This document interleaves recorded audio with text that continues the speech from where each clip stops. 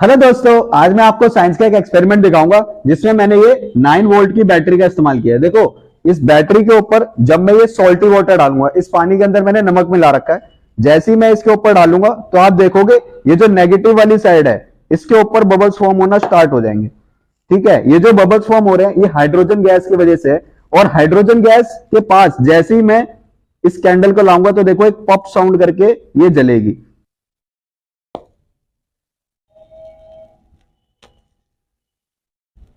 तो hydrogen gas जो है वो एक पॉप साउंड के साथ जलती है। तो ये आपने अपनी बुक्स में भी पढ़ा होगा। तो आज हमने ये आपको प्रैक्टिकली दिखाया। साइंस की ऐसी और मजेदार वीडियो देखने के लिए किरण विद्यापीठ को सब्सक्राइब करें और इस वीडियो को लाइक करें। धन्यवाद।